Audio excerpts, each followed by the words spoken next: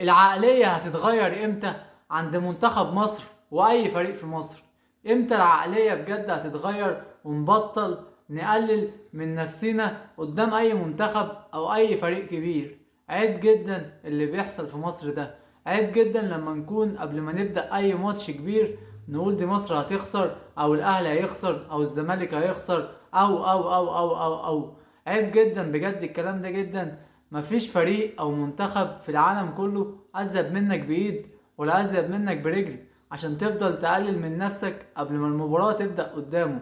عيب جدا في مباراة امبارح امام السنغال نفضل ندافع 80 دقيقة وعايزين في الاخر نكسب. ازاي هتكسب وانت بتدافع 80 دقيقة وبتشوط شوطة واحدة على المرمى طول المباراة؟ عيب جدا في تاريخ منتخب مصر ان الماتش ده بجد يتسجل في تاريخها في قبل نهائي كاس افريقيا، متشاهد من عالم كبير جدا جدا، متشاهد من جمهور كبير جدا جدا في العالم. عيب جدا انك تشوط شوطة واحدة طول المباراة.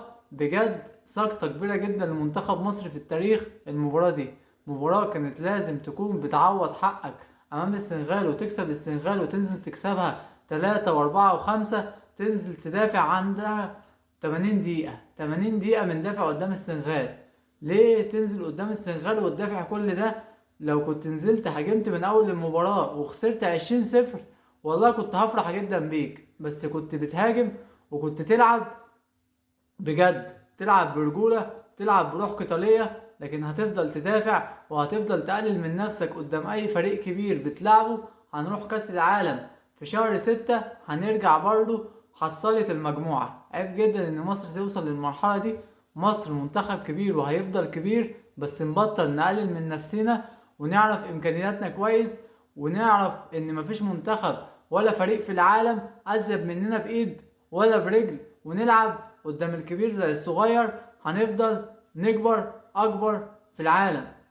طول ما منتخب مصر بيعرف ما يقللش من نفسه ويعرف ان هو منتخب كبير هنفضل في الكبار في العالم كله، مش في قارة افريقيا بس. عايزين الماتش ده يكون تعلم ان احنا مهما كان اسم المنتخب او الفريق اللي بنلعبه عمرنا ما ندافع ابدا لمدة 80 دقيقة. 80 دقيقة بندافع 80 دقيقة بدون اي شوطة على المرمى. عيب جدا بجد في تاريخ منتخب مصر. عيب جدا نفضل نقلل من نفسنا على طول.